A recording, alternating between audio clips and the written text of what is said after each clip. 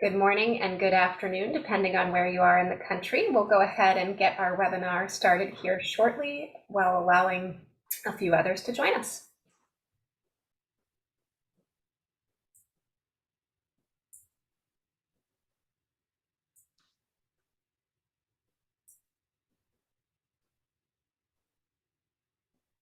Hello, everyone. Thank you for joining us. We're going to give this about 30 more seconds before we dive into our webinar.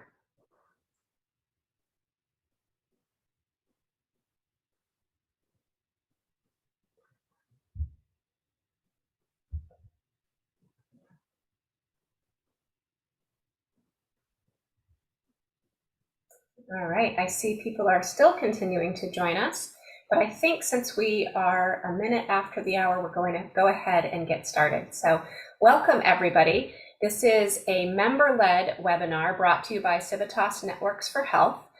Today we have Formedica and CliniSync on, as well as representation from the Office of the National Coordinator. We're talking about, is your data standardized and usable? So thank you again for joining us. My name is Jolie Rizzo. I'm Senior Director of Network Engagement with Civitas Networks for Health.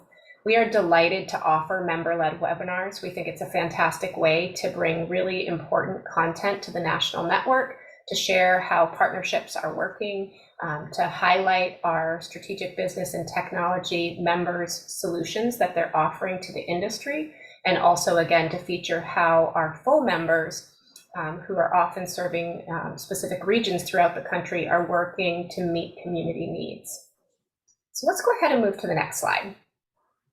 All right, so just a quick run through our agenda. I'll be turning this over to Greg Church. He's president of Formedica, and again, Formedica is a strategic business and technology member of Civitas Networks for Health.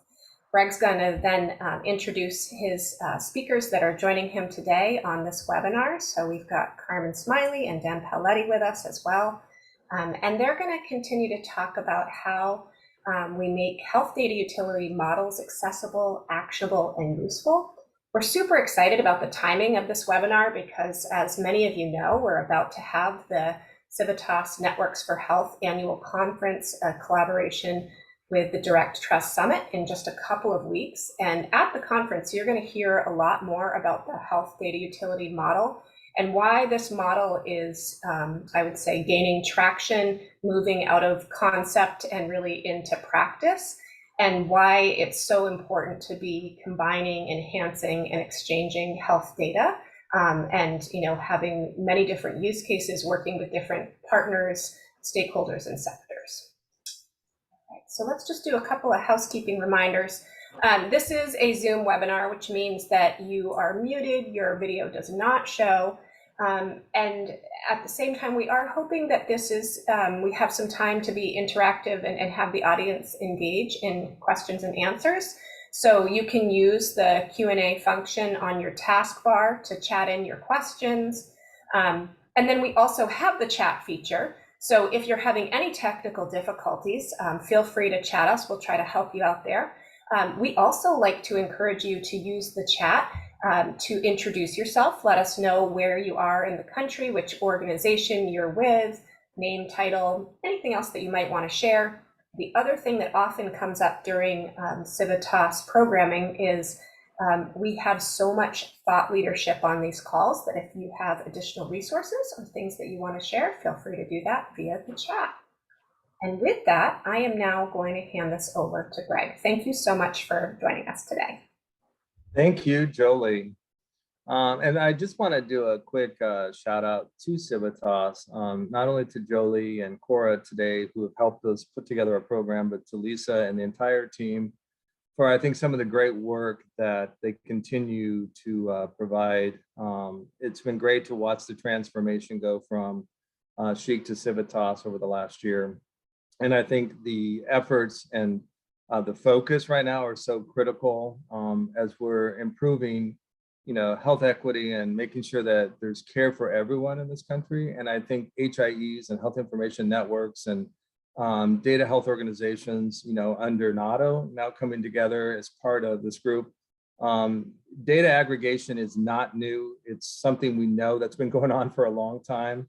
But I think taking the approach now, looking at why data matters as it comes in and actually making that data much more usable and predictable and actionable makes it much more meaningful as we talk about improving population health outcomes, improving better care. And so I'm excited to see the conference coming up here in a week. Just a couple of reminders. I call it Formedica announcements. We do have a pretty exciting program that we put together with Civitas called the Civitas Shared Service Program with Formedica. One of the things that we're working closely with health information exchanges and networks around the country is really understanding data quality from its core. As we know, data comes in from different sources, and a lot of times we don't have control of that data. So understanding some of the challenges inside of those data sets that are brought into an HIE that have to be addressed and then have to be used. We're offering a program I think is pretty exciting to actually look at all the data that comes in, assess it from maybe what could be improved at the registration level, all the way down through how it's being managed at the network level. And so that's a program that we put together. You can learn more at formedica.com/Civitas. I know Brian Weichel is also on the call today. You can reach out to him, private message him. Love to talk to you about your own network and potentially help you look at your data with you together and do it at a really nice discounted rate for members. And then as a reminder, we'll be at the in-person conference. We're going to be at booth 9. Love to see you. Come by, talk to us.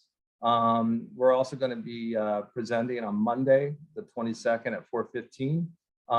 Great lineup of speakers. It's the topic is advancing health equity, bridging the gaps in health data and measurement. And we've got representation from New Jersey, the New Jersey Health Information Network. Norm Thurston from NADO will be on there, as well as 2 other state organizations that deal with the APCD data in their state. So I think it's going to be a great panel. So with that, we'll move on. And I'd like to officially, it's such a pleasure to get to introduce Carmen Smiley, IT specialist, the standards division of the Office of Technology, ONC. I've known Carmen now, I bet, at least 5 years. I've had the pleasure of being in the ONC office when Dr. Rucker was coordinator and talking about patient matching and talking about data quality. So it's been a great journey to get to know Carmen. Her passion for this topic it's probably one of the most energetic that I've seen out in the industry. So Carmen, I'm going to turn it over to you and let you share what's been going on at ONC. Thank you so much, Greg. As Greg mentioned, my name is Carmen Smiley, and my job title is IT specialist, but my work is really split among 2 arms. So one arm is focused on pharmacy interoperability, where I do lots of regulatory, policy and technical analysis work and certification related work to electronic prescribing and EPCS and PDMPs. Many other acronyms that are related to pharmacy interoperability. And then the rest of my work, the other arm, is really focused on patient identity and matching, which is really my jam and why I came to ONC. So I'm thrilled to be here. I appreciate the invitation. And I'm just going to provide everybody with a quick snapshot of just a few efforts that we've been doing recently, especially, and some of them are very timely at ONC. Next slide, please. So first, I'm going to focus on the United States Core Data for Interoperability, or USCDI. Now, many of you are likely familiar with USCDI, and we've just released version 3 of USCDI in July. And I am the lead for the patient demographics data class, which I'm not sure that you can see my mouse, but it is slightly to your right on the screen, the very long one. So there's been lots of really focused work in this area. We really appreciate all of the comments that we've received over the years on USCDI, and I encourage everybody to continue to comment on everything that we do, whether it's USCDI or ISA or future regulation, because we are listening and we take those comments very seriously. We take them to heart and we integrate all of the knowledge that you share into our work. And so many of the results of USCDI that you're seeing now is really a result of many of the comments we received from across the industry. So don't be shy. While we just released version 3 of USCDI, we're just opening up the comment period for version 4, which we expect to release in the beginning of 2023. So it's never one and done deal. Nothing is set in stone. This is very much sort of a live model. And so if there is anything that you agree or disagree with or have additional context to share on existing data elements or those data classes, by all means do so. I also oversee the medications data class, which is the very small but growing data class to your left towards the bottom of the screen. USCDI is important for a number of reasons. It's closely tied to the ONC certification program. So at the moment, as you'll see in 21st Century Cures Act, USCDI version 1 is the only version that is currently required for certification, though we continue to advance USCDI over time. And there's a little bit of a cat and mouse game between the regulation and USCDI. We want to be able to reflect the most recent advancements in the industry and the most recent concerns as they emerge, and while allowing regulation to catch up and vice versa. So there's a little bit of give and take. We're accepting comments on USCDI version 3 until September 30th, and we should release draft for additional comment version 4 in January 2023, as I mentioned. It's also related, somewhat related to TEFCA, which is the Trusted Exchange Framework and Common Agreement, which is another one of our large efforts. I won't go into too much detail here, but it does require the exchange of all of the data elements in version 1, though we expect that to also change in the future, though a few of these data elements have also been named within the QHIN technical framework. And so something like previous address or current address of a patient, which I'm going to talk about in just a moment, is required by QHINs for exchange to the standard of Project USA, which again, I'll touch on. Next slide, please. The next area I'd like to point out is the Interoperability Standards Advisory put out by ONC. This is also another living document. We put out calls for comment very frequently, and there's a call for comment right now. We're accepting comments on the ISA until September 30th. I oversee all of the again, medication and patient identity and matching elements for USCDI, so all of the electronic prescribing stuff. But we have this additional capability on USCDI. If you look at the bottom left of your screen, you can see a section called Specialty Care and Settings.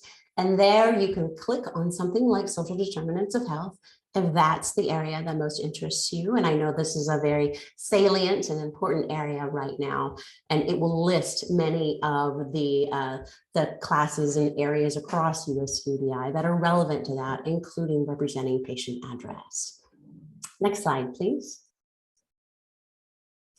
And finally, I just want to touch on Project USA, as I mentioned, around addresses, the standard that is currently required in USCDI version 3 and within the QHIN technical framework version 1. And we expect additional regulatory mechanisms to support wider adoption of the standard. So version 1 of the technical specification and the AHIMA companion guide were released on January 7th of this year, and we spent all of 2021 working towards that. And we set out with a goal of working with several different standards development organizations and partners across the industry, including Formedica, and including many of my friends on the call whose names I recognize, to create a unified specification for patient addresses. And so one that could easily be sort of mapped to where feasible across several different standards, and one that meets the industry where they are regarding the standards and formatting specifications that they're already using for addresses. The AHIMA Companion Guide provides that operational side, because as I have said before, and I will say again and again, is that the ideal solution to improve patient matching really requires both a technical aspect as well as that operational aspect where the rubber hits the road. So especially led by health information professionals, because they have that human touch, even if it's virtually, with patients every day. And patients are the ultimate source of truth for the most recent and most accurate demographic information, including addresses. We're currently working on version 2 through 2022, so it's currently in the draft. But there's a couple of really important and timely events, especially recently. So Project USA underwent a third-party evaluation led by the Department of Health and Human Services Equity Technical Assistance Center. And they went through the specification and the companion guide and provided incredible feedback and edits and critiques where appropriate on equity, and just to ensure that the specification does not inadvertently cause any harm, does not inadvertently exclude any patients, and that we can continue to build through a lens of equity as we continue through our versions of Project USA in the future. We're also holding focus groups, very targeted focus groups with both active military and veteran communities. And we're holding targeted focus groups with stakeholders and community members who are American Indian and Alaska Native. We're also working on a consumer engagement section in the companion guide that is coming along really nicely and is really painting a picture, a much broader and clearer picture of how we can better engage patients, excuse me, in the management and update of their own demographic data. We're also exploring the use of, how can the technical specifications support geolocation data? And this also ties to the Project USA API pilot.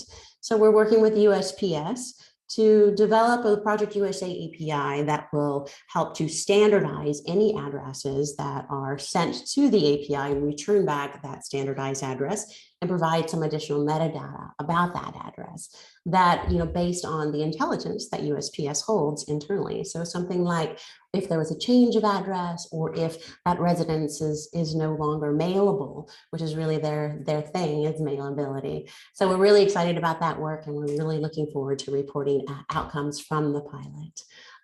And of course, I just repeated again that the greatest impact can be realized by using all of these resources together to improve the standardization of your data. Now, as we know, and I'm sure Greg knows really, really well, that standardization doesn't quite overcome data quality issues in its entirety, but it does significantly help. And so we're starting sort of from the common languages and see what sort of impact we can make. And there's an entire division at ONC that's wholly dedicated to standards development and alignment. So I believe that is my last slide. Next slide, please. It is. Please feel free to reach out to me with any questions, or if you are interested in further engaging in Project USA or any of our other efforts. And please comment on USCDI and the ISA and any future rules that we may release. Thank you so much. Great, Carmen, thank you very much. And I know we have a couple questions coming in, but we'll save those for the end. I'm keeping track of those. So again, thank you for the update. It's great to hear all the great initiatives, Project USA and others that have been moving along. So the next slide. I'd like to introduce Dan Paoletti. Dan and I have had about a year journey together, getting to know each other, and we're excited. We're kicking off some exciting work with Dan for his network. So Dan, I'm going to just go ahead and let you jump in and take the next part of the presentation. Thanks, Greg and Carmen. Great information, and thank you for all the great work you're doing at the federal level. As Greg mentioned, I'm with CliniSync. I'm the CEO of the Ohio Health Information Partnership. Next slide, please. We operate CliniSync, working primarily in Ohio. I won't spend a lot of time, but we work with most of the hospitals in the state, as well as some in West Virginia and Kentucky, again, primarily because of ownership in different states with ownership in hospitals in Ohio or vice versa. We've also expanded out to most of the health plans in the state and commercial labs. With the pandemic, we started working pretty closely with public health, although we do move quite a bit of data and always have to the Department of Health for reportables and surveillance and so forth. So the network has expanded greatly over the last 10 years. And with the pandemic, like most of you, we ended up doing quite a bit of partnership and work with the state of Ohio, as well as other stakeholders across the state, trying to help solve some of the really difficult problems that the pandemic brought forth. Next slide. During that phase, early in the pandemic, in the spring of 2020, when there was great social unrest in the country, our board and stakeholders really challenged us to better understand if there was a role that we could play in trying to solve some of the issues that Ohio and most of you deal with when it comes to health disparity and equity. And as a result of about a year and a half worth of work and investigation and kind of planning in the fall of 2021, our board officially added to our mission the goal to improve care and health disparities and equity for all Ohioans, with some real specific purposes to address health disparity and equity across the state. This was a fundamental shift from our core mission of interoperability, but the board felt we were in a unique position because we had so many different stakeholders sitting across the table, and we are an independent, market-driven organization, that it was a good opportunity to see if we could make a difference. So where that led us, next slide, is we put together a multi-stakeholder work group, and we brought entities from the social services, from our board, from health systems, health plans, from some of our leadership groups representing entities from all across the continuum, trying to get any kind of organization that would assist in care or social service support of an individual or a family together. We worked with them for about a year and a half to kind of outline direction we would go. Next slide. That direction led us to basically this, to start to overcome barriers and roadblocks, and really preventing Ohio from having better outcomes. And Ohio is not unique. That's just we really struggle when it comes as a state when it comes to some really critical outcomes. That so many of those outcomes were really affected by social determinants of health. That could we use data and technology as a way to bring an aligned approach across the state to really start to make a difference. And so that's where we started. We're starting with social determinants of health referrals, and this has led to a couple of other pieces of technology that we are trying to put in place. If we could go to the next slide, please. Because of this work, what you see up here is the goal to really bring together, I don't want to say best to breed, but really the best solutions we can to complement the health information exchange and the clinical and claims exchange that already exists in Ohio.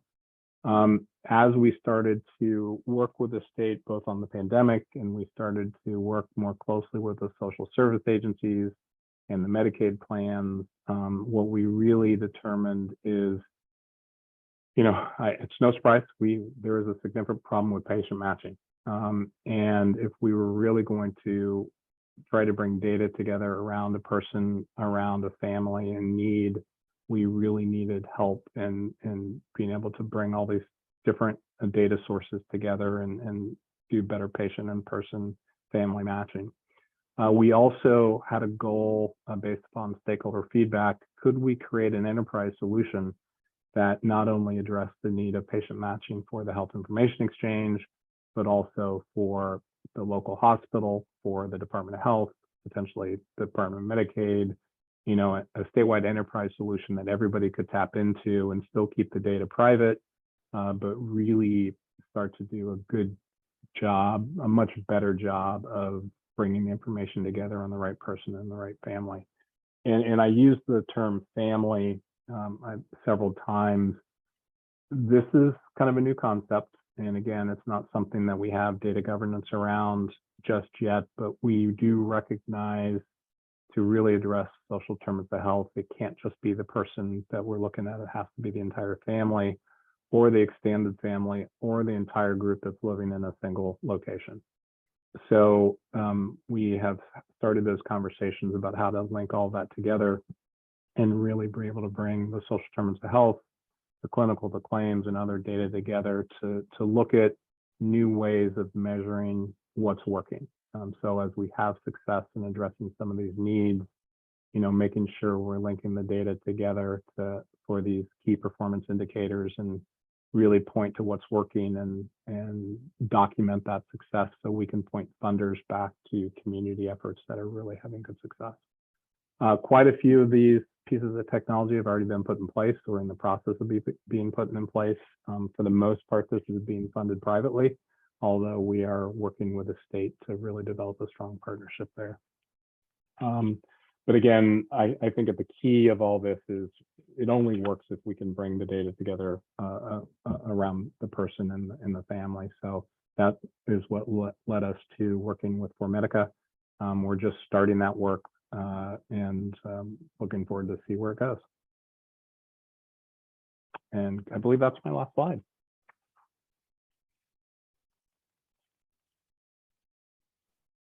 All right, back on camera. Sorry, guys. Great. Wow, we have some time. So we had asked people to submit some questions at the time of registration. We definitely want more questions to come in through the Q&A.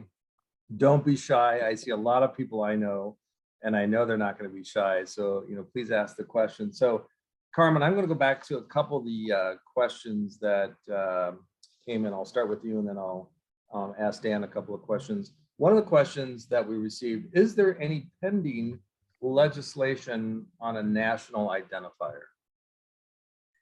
That is a really good question. And so I don't know what precisely is in the works behind the scenes. But I know that over the recent years, there has been increasing interest and advocacy behind the creation and promulgation of a unique patient identifier in the US.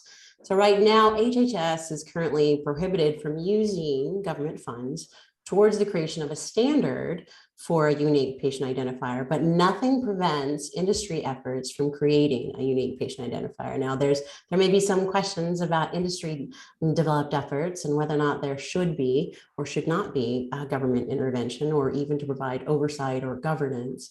But I think that there's increasing interest.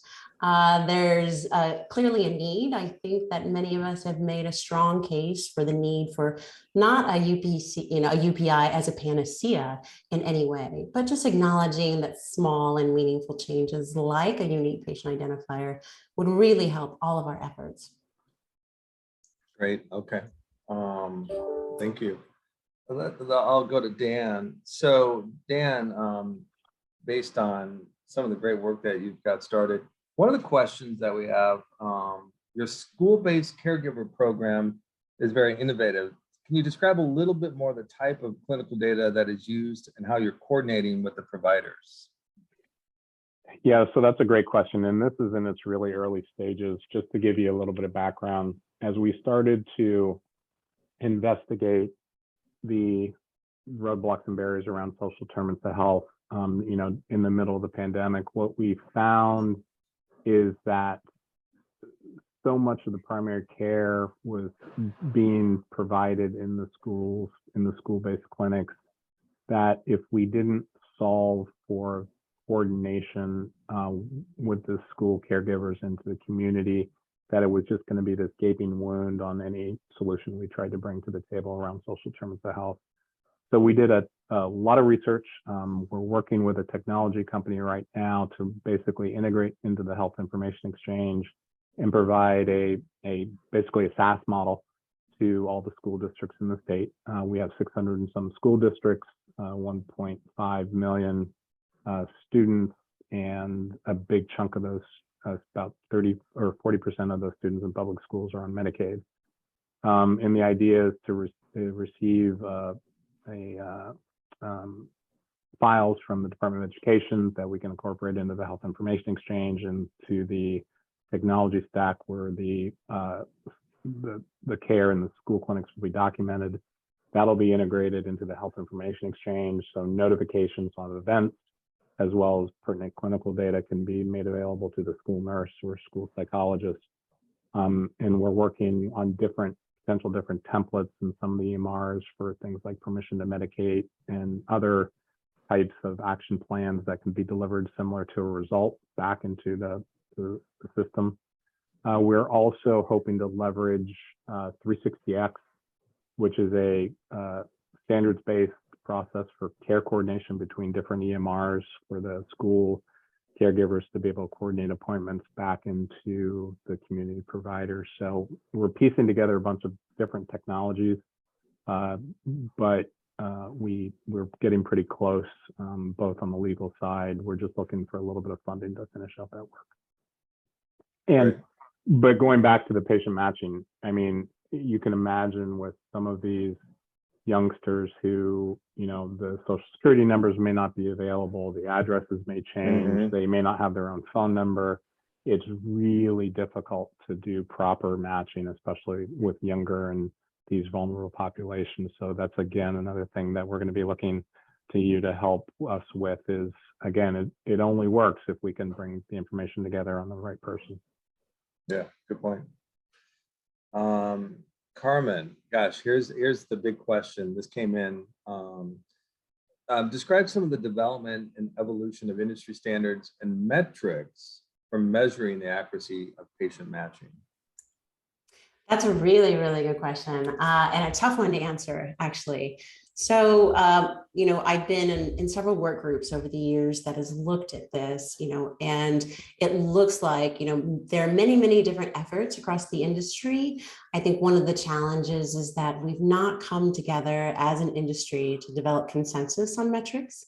So if we could all agree on which metrics would be most meaningful, that would be calculated in a transparent way, and that could be comparable across systems, you know, which is tough because the performance of one developer could be really, really different from the performance of another developer, but it may not necessarily reflect a flaw in their design. It may be for a number of other reasons. There's all kinds of environmental and contextual influences on the quality of the data and the success of your matching approach. So I think additional work needs to be done here. I really look forward to any opportunities to do additional work here. And I think it would even help developers such as Formedica or anyone similar. Yeah, and I see a comment from Susan Clark, so I'm going to call her out a little bit. She says, wearing my AHIMA advocacy hat, I'm all in on this topic for legislation, remove the ban. What's your reaction on that one? I'd love to hear Carmen on that one. Oh, I completely personally, this is me personally speaking and not ONC, but I personally completely agree with Susan. My guess is that Susan and I would see eye to eye on many things. All right, good. All right, thanks, Susan. We know how important this is to you as well. We hear from you quite often. So Dan, another question that came in was, your exchange is robust with several providers and other agencies. How are you managing accessing the data from these different entities and some of the challenges and some of your solutions? Yeah, that's a great question. We spent a lot of money and time and effort working with outside counsel and developing opinions around how data can be used, how we can really make HIPAA work for us. And to make a long story short, HIPAA is a very powerful tool that allows information from covered entities to flow to non-covered entities as long as it's for ongoing care of the person in the family. And it's not something that's widely used or leveraged, but the reality is we do use that in existing infrastructure now. And we have some existing opinions that are in kind of draft form. We're kind of finalizing, and we've circulated those with stakeholders across the state. I will tell you, with the social service referral infrastructure, we are going to ask for person consent in the beginning. And even though that is not technically needed from a legal perspective, what we found is that most community service organizations are uncomfortable just from a trust perspective of the person and the client. They felt that to maintain that trust, that the client needed to know that the referrals were going to be flowing electronically. So whether that's obtained at the covered entity site or that's obtained in the community service site, we are going to obtain that and document it. But again, the reality is to move data from a covered entity to a non-covered entity, that consent is not required. And we do leverage that in certain circumstances.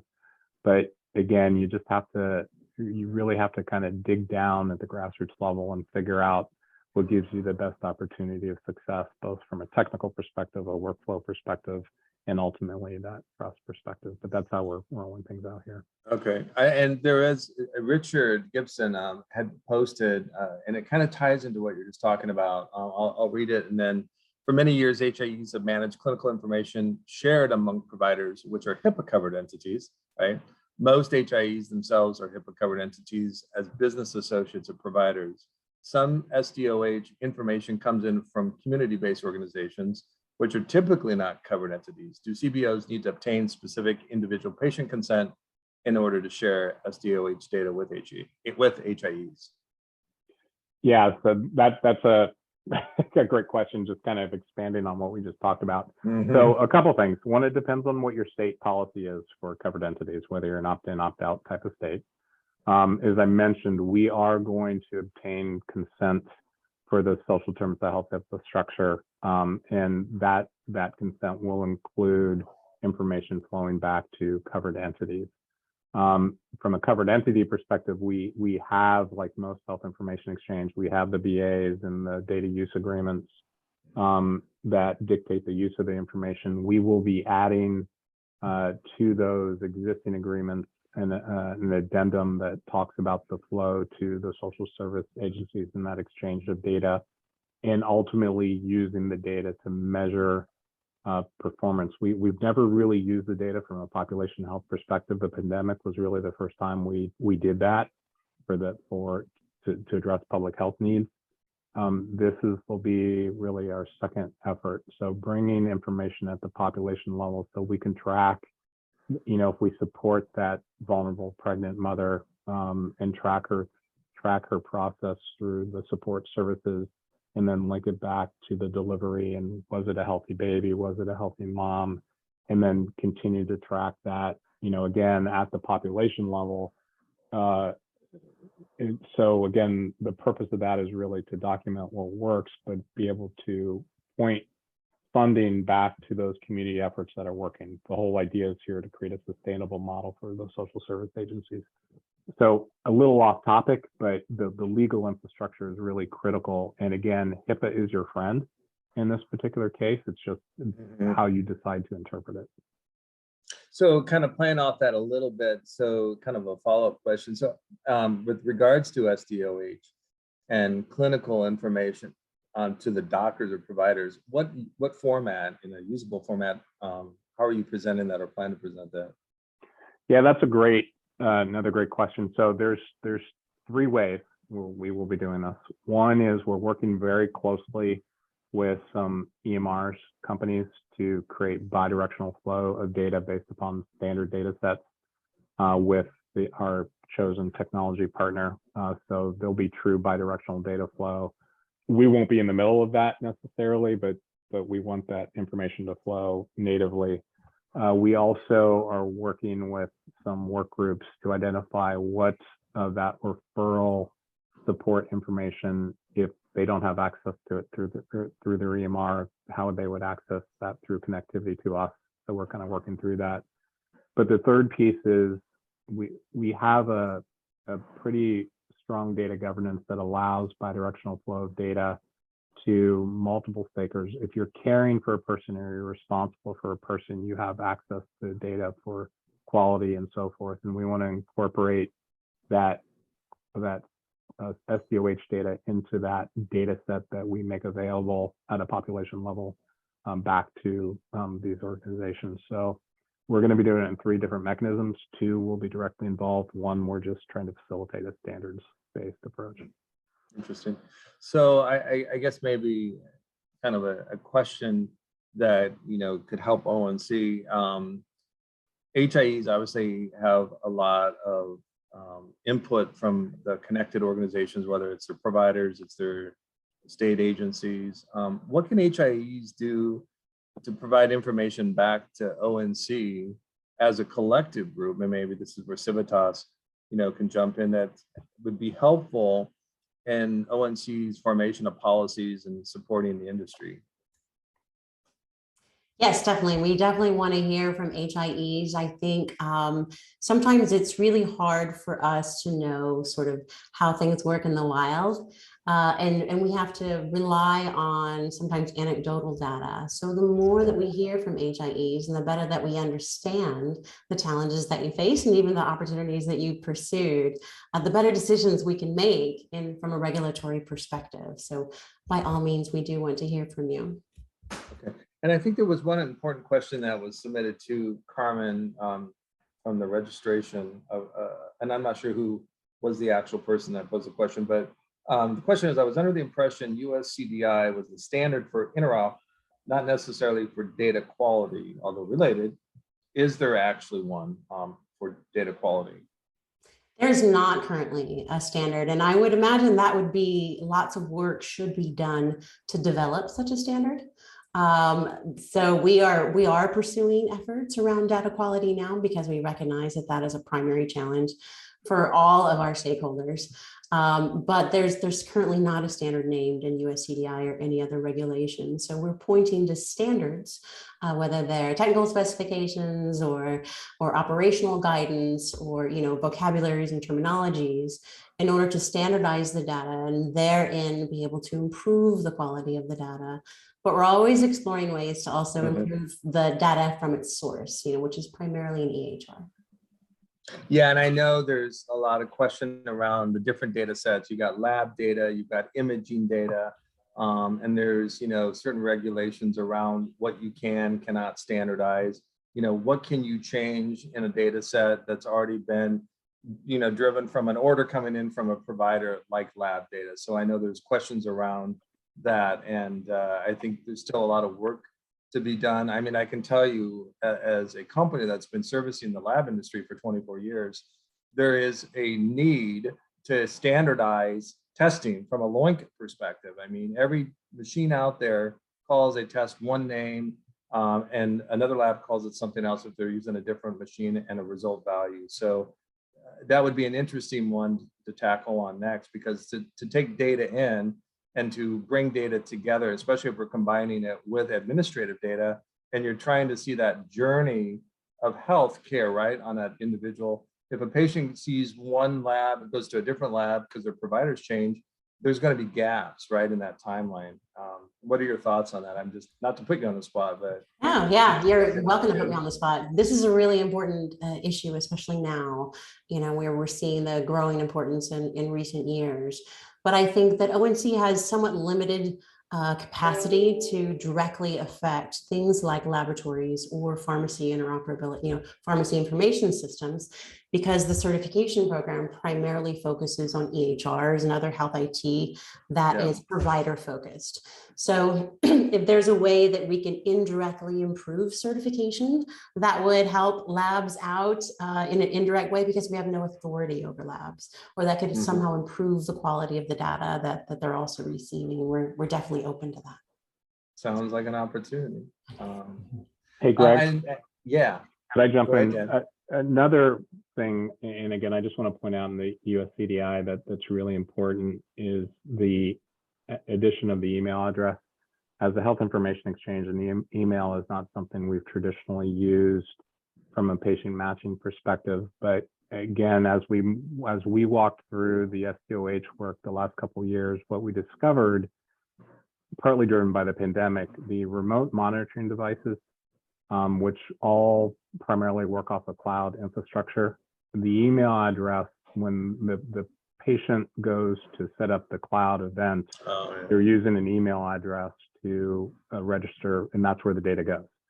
And to get that data back to the provider and make that part of the clinical care support structure, we have found that we're scrambling right now because it's not something we've ever used. And email addresses can be used across multiple. I mean, it's difficult, but it is going to be critical that we bring this into discussion, because, like labs, the remote monitoring devices are going to be so important as we try to address some of these chronic issues in the vulnerable populations. So again, I just want to bring that up because labs gets a lot of, just because of the pandemic or what we came out of, but learning from the pandemic, some of the other new things that have really taken root and are going to continue to grow. Just some things to consider.